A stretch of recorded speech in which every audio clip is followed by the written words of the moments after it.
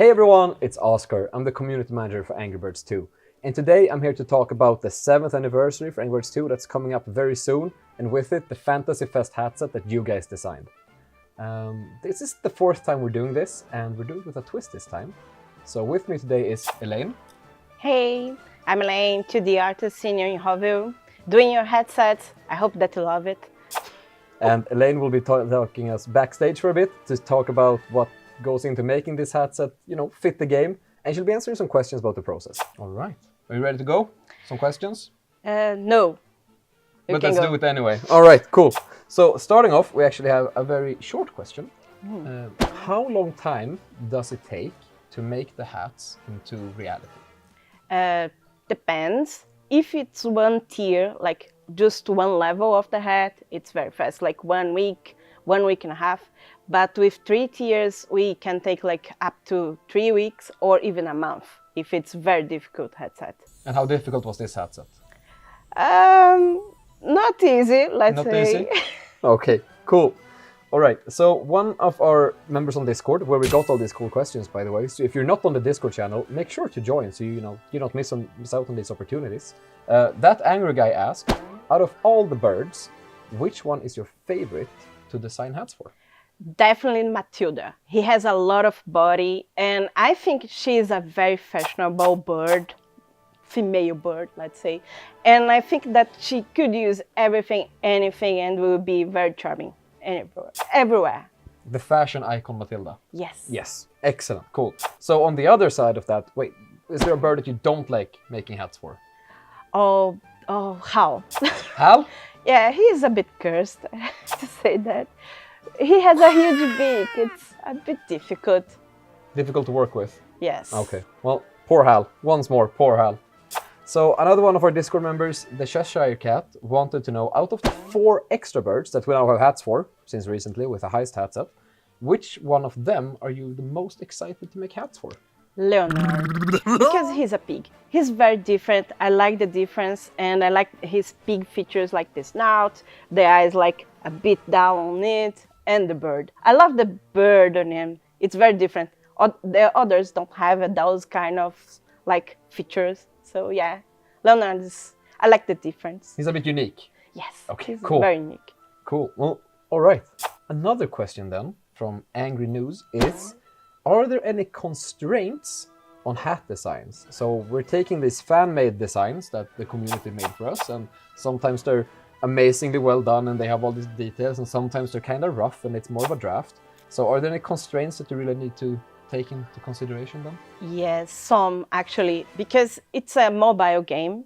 We can play on PC, but it's mostly mobile. So the birds are very small, and we need to be careful with the amount of details. We have the animations of the birds, the size of the body. We have the interface around it to consider, to not cover. Like, you don't want to cover the flock power anywhere.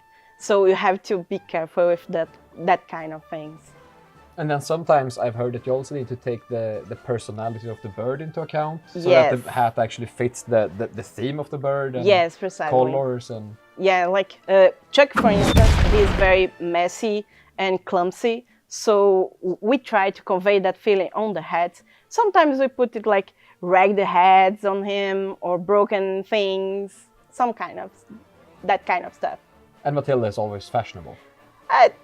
Well, sometimes she's very like comfy, Yeah. but yeah, mostly. Mostly fashionable. Yes. All right.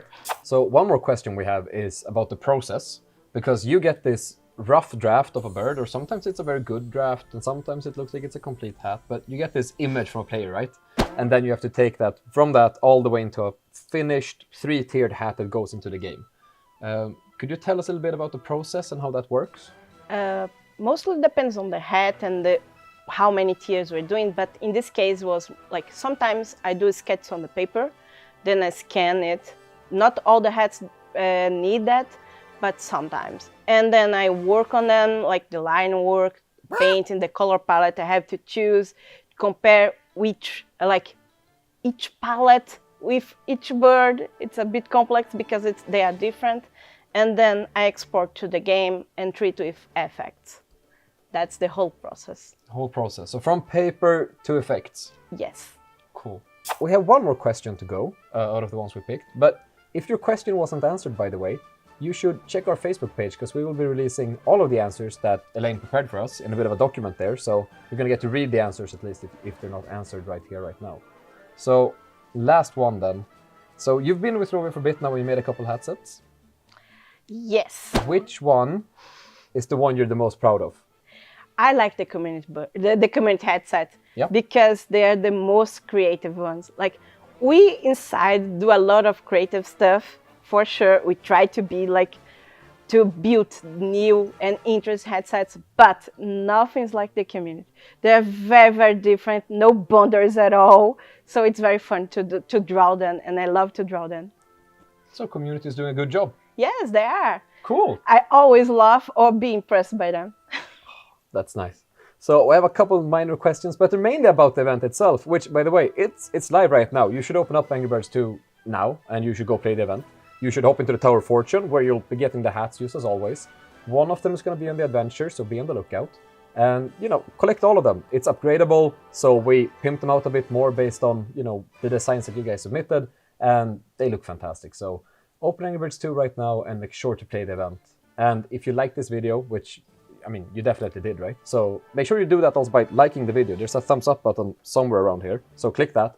And also subscribe. You know, the channel is still kind of new, and we're growing, and we're making more cool videos all the time, so don't miss out. All right, thank you for joining today, Elaine. Thank you too. And we'll see you guys in the next one. Bye-bye.